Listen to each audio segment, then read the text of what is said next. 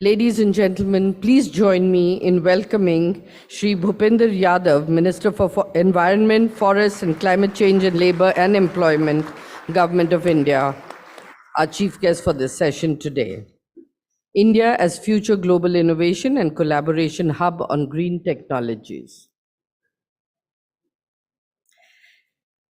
To begin this session, I'd like to start by inviting Mr. Chandrajit Banerjee, Director General, Confederation of Indian Industry, to give his introductory remarks and take the session forward.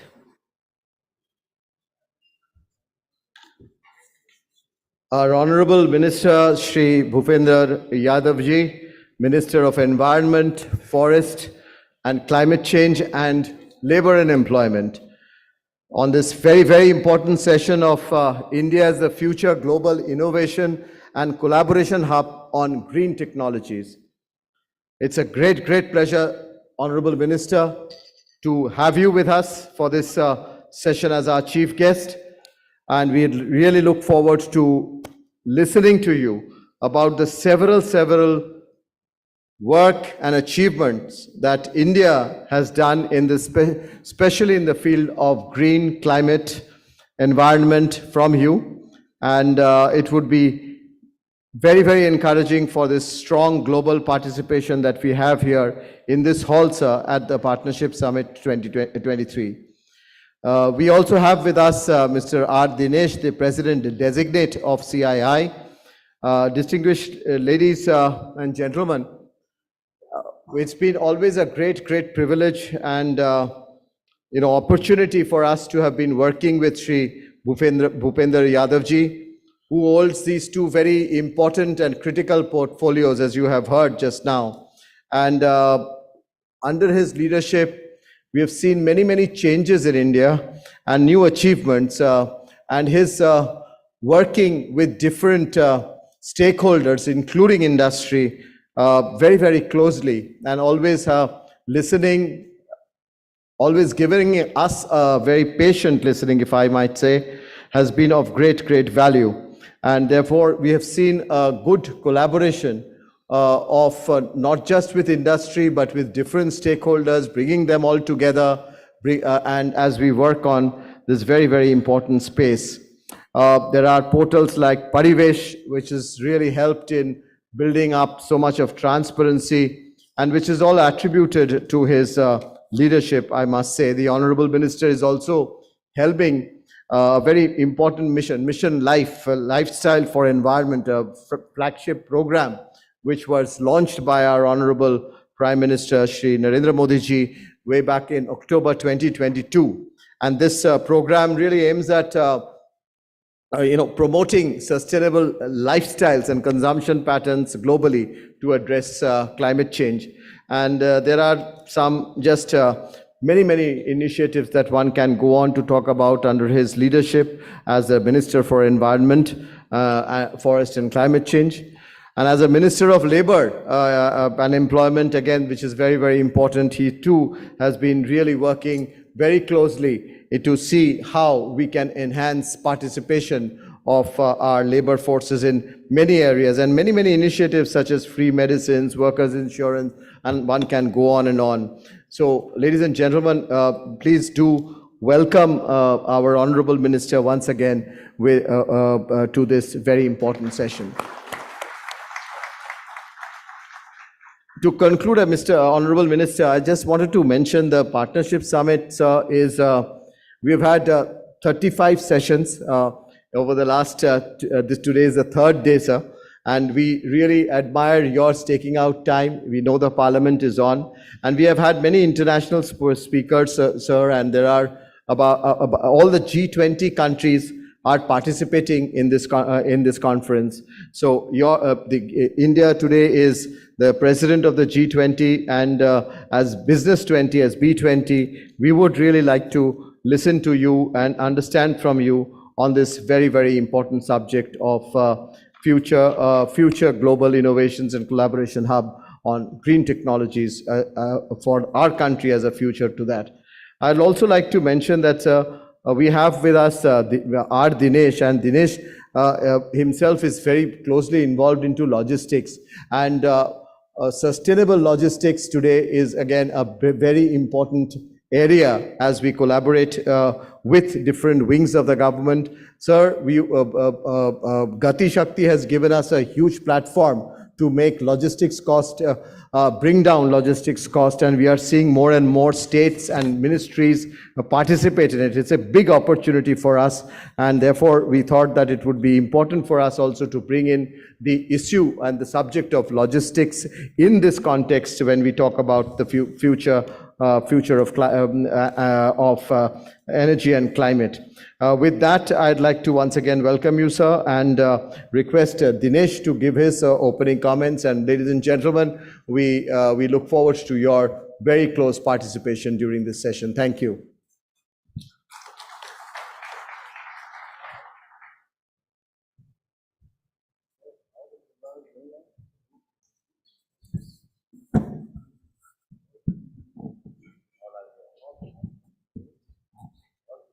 Thank you, CB.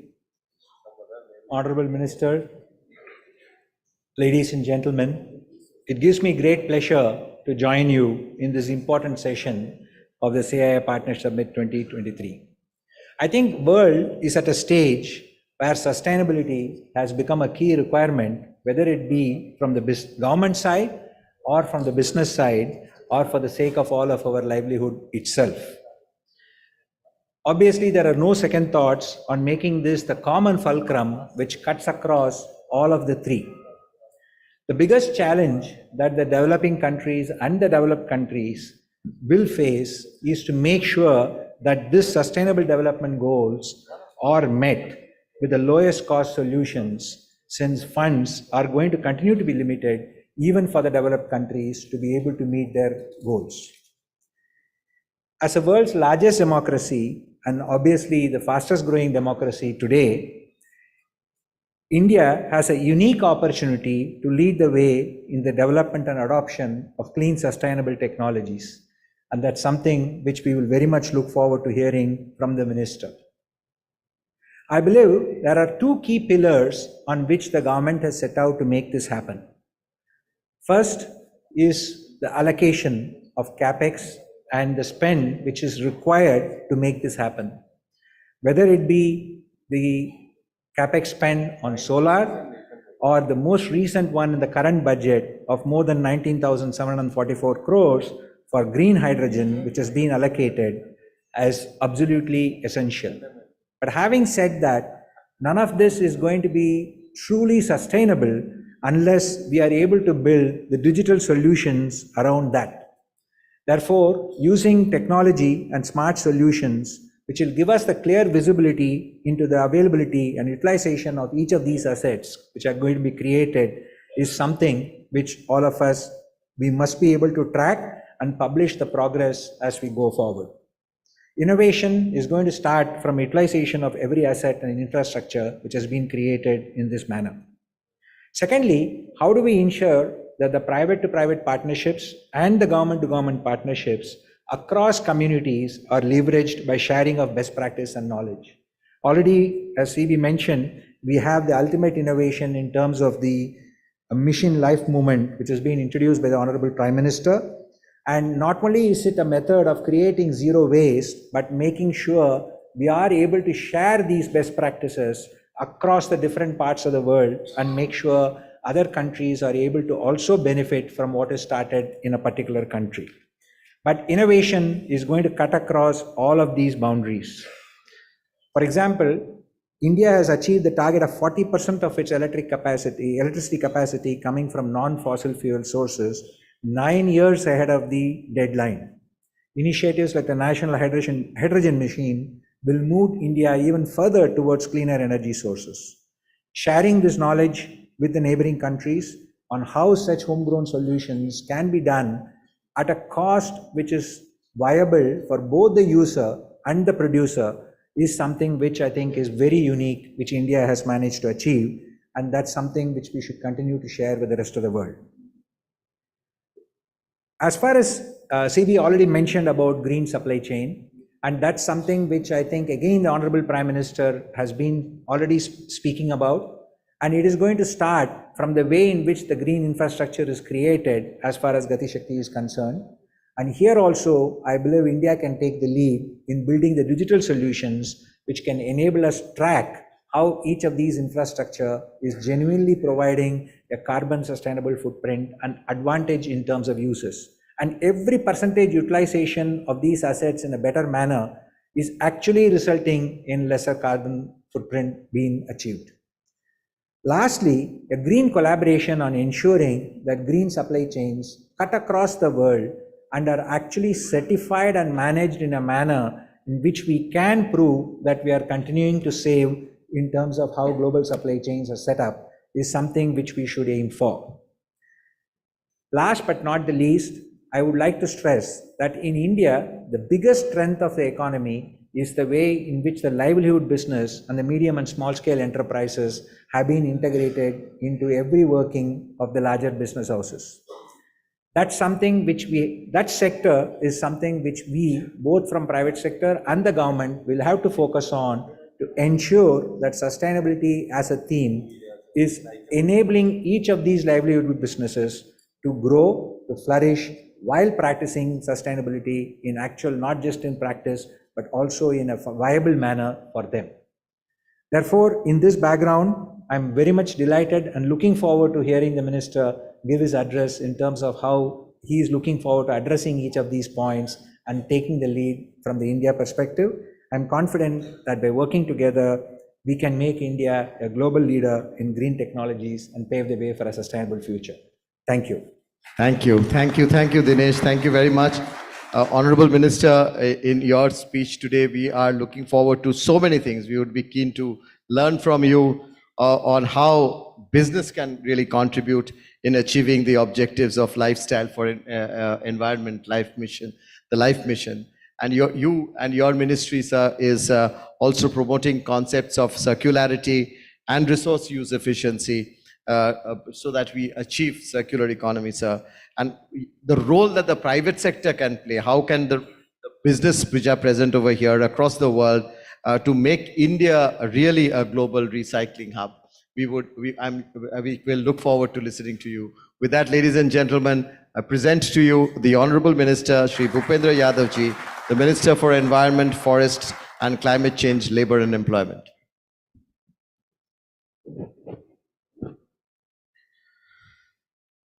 Thank you very much to CII to give me an opportunity to discuss with you on some issues on sustainability. Mr. Chanjit Banerjee, Director General, Confederation of Indian Industry, Mr. R. Dinesh, President-designate, Confederation of Indian Industry and Executive Vice Chairman of TVS Supply, ladies and gentlemen, one of the best ways to do things well is to do them together. And therefore, it is immensely pleasing for me to be here today at the 28th edition of CII Partnership Summit. No nation, no matter how resourceful, no person, no matter how powerful, today can fight climate change individually. But despite the enormity of challenge of building a sustainable future, partnerships can make the journey easier. Ladies and gentlemen, a sustainable future can be built on only by making the process a participative one, and therefore, I commend the organizer for choosing a very apt theme of partnership for responsible, accelerated, innovative, sustainable, and equitable business. India, under Honorable Prime Minister Shri Narendra Modi ji, has promised to cut its emission to net zero by 2070. For India to get 50% of its energy from renewable resources by 2030, and by the same year to reduce total projected carbon emissions by 1 billion tons, accelerating the pace of net zero transitions is crucial. For the acceleration to happen, India needs all hands on deck. The good news is that we as a country are set firmly on the right course. India is undertaking a resolute march towards a sustainable energy future, and in this direction, our achievements have matched our ambition. I am proud to share with you today India has the fastest growing renewable energy capacity in the world. We have also emerged as one of the most attractive destinations for investment in renewables. There is strong growth in momentum for new and emerging clean energy technologies indicated in India's policies over the last 9 years, reflected clearly in Budget 23-24. Addressing the nation on 75th Independence Day, Honorable Prime Minister Shri Modi ji announced the National Hydrogen Mission with an aim to make India a hub for production and export of green hydrogen. On February 1st, the government announced an outlay of rupees 19,700 crore for National Hydrogen Mission. This is geared to make India energy independent in her Amrit Kal, which is before the country complete 100 years of its independence in 2047. In this regard, India enjoys unique ecosystem advantages, and the stage is set for the country to become a global champion in green hydrogen. With proactive collaboration among innovators, entrepreneurs, and government, green hydrogen has the potential to drastically reduce CO2 emissions, fight climate change, and put India on the path towards net zero energy imports. It will also help India export high-value green products, making it one of the first major economies to industrialize without the need of carbonize. India, with its vast renewable energy resources, has the opportunity to produce green hydrogen for the world. PM Shri Narendra Modi ji was quick to realize this latent potential of India and envision the National Green Hydrogen Mission with an aim to provide a comprehensive action plan for establishing a green hydrogen ecosystem and catalyzing a systematic response to the opportunities and challenges of this sunrise sector. As India proudly holds the presidency of G20, Honorable PM Shri Narendra Modi ji has stated, and I quote, India must utilize the opportunity of G20 leadership by focusing on global good and welfare. Be it pace or unity, sensitivity toward the environment or sustainable development, India has solutions to challenge related to all such things, I unquote. It therefore presents a huge opportunity for India to drive meaningful action on sustainable and inclusive development. We plan on showcasing India's philosophies of Vasudhaiva Kutumbakam, one earth, one family, one future, and lifestyle for environment, through the theme and the logo of the event.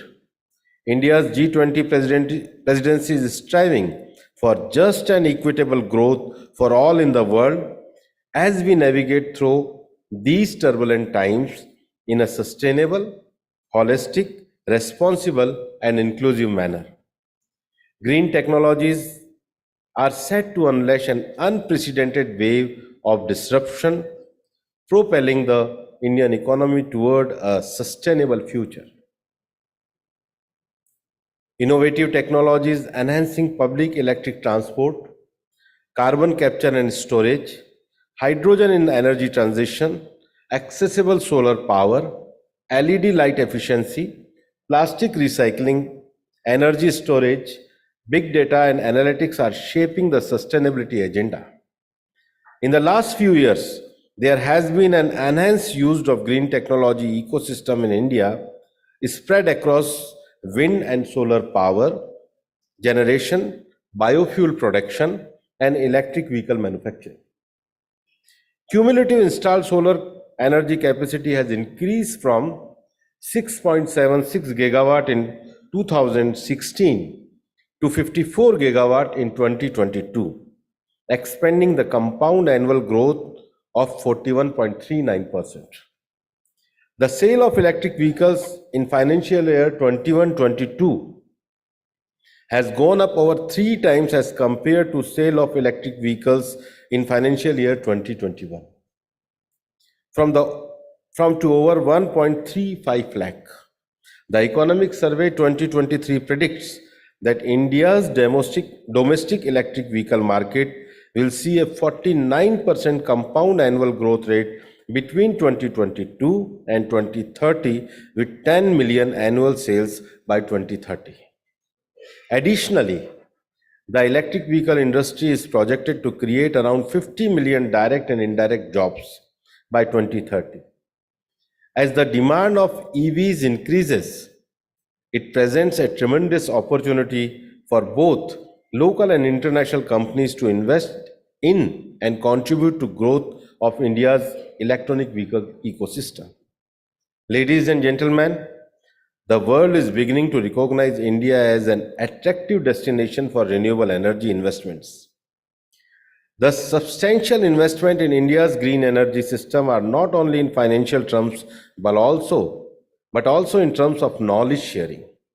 A number of countries have initiated discussions or have already started to work with India on green partnerships. India has demonstrated global leadership on promoting renewable energy and adapting to the damage caused by the climate change, and we are looking beyond borders through international initiatives such as the joint India-UK Green Grid initiatives, One Sun, One World, One Grid, the International Solar Alliance, and the Coalition for Disaster Resilience Infrastructure, all aimed at strengthening international cooperation to tackle climate change. The Union Budget for 23-24 also allocate 35,000 crore for priority investment toward energy transition, net zero objective, interstate transmission system for evacuation grid integration of 13 gigawatt of renewable energy from Ladakh is to be constructed with investment of rupees 20,700 crore. Green credit program is to be notified under the Environment Protection Act for responsive action by individuals and companies to encourage environment-friendly behavior. Ladies and gentlemen, I was recently on a visit to Ladakh's border village of Chushul to assess the development needs of the region and take stock of how well government schemes were working for the people. I am proud to share with you all that even in the freezing temperatures, I felt a sense of warmth seeing how the region is being sustainably developed through projects like solar, water plants. In terms of global collaboration, we have developed a strategic partnership with Denmark that is an appropriate forum to exchange ideas, best practices, knowledge, technology, and capacity building for promoting sustainable lifestyle. India and Denmark shared commitment to address climate change is exemplified by strategic sector cooperation on offshore wind and renewable energy, as well as the India-Denmark Energy Partnership on capacity building and technology transfer in the areas of offshore wind, energy modeling, and integration of renewable energy. India, along with the USA, Japan, and Australia, have agreed to establish a climate working group to promote cooperation of climate action and capacity building for the implementation of the Paris Agreement on climate change. In addition, these four countries will also promote technology transfer and responsible trade practices in emerging technologies, particularly green technologies. While government is the enabler, the industry is the doer. And therefore, the role of the industry becomes crucial in what India is trying to achieve in building a green future. History tells us this is the only way. During the peak of colonization in 19th century, Western power used colonization to exploit the resource of poorer countries. The impact of it began to unravel in the 20th century, which was marked by the two world wars, the liberation of several colonies world over, massive post-war industrialization, and the rise of corporations. Ladies and gentlemen, if the world wars threatened the world's existence in 20th century, in the 21st century, the challenge is bigger, and it is climate change.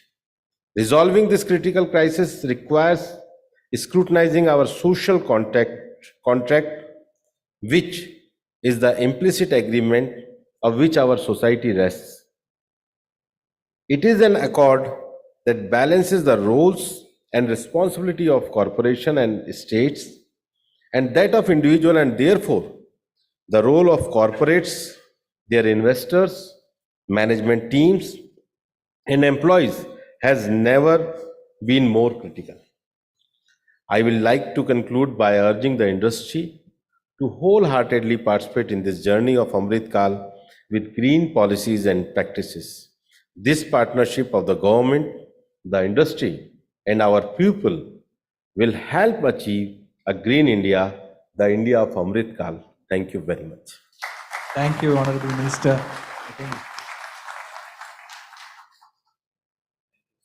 Thank you, sir. I think you have beautifully summarized and highlighted how India is working not only with the world, but how the government will work with the industry to make this future happen. And I think we are all proud to be part of this journey. We definitely will continue to work with you to make this a more successful future and share in the Amrit Kal, as you rightly said. So once again, ladies and gentlemen, can all of you join me in applauding the Honorable Minister for his wonderful address?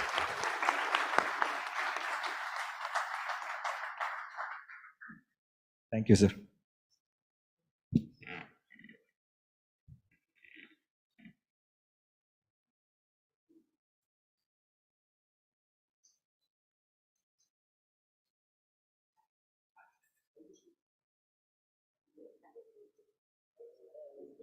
May I request you to please hand over a token of appreciation to the Honorable Minister, please.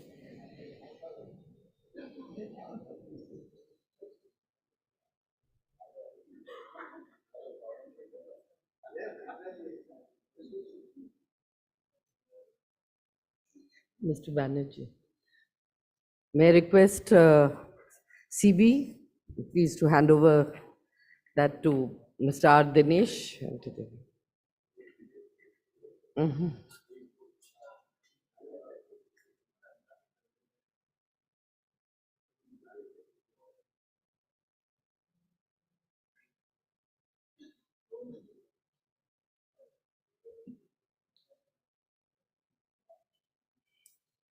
So can we have a nice round of applause before dinner, before lunch, for everybody here on the dais?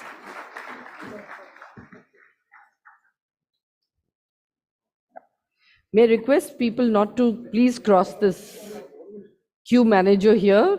Please don't. This is a breach of security and I'd like you to stay behind the line, please.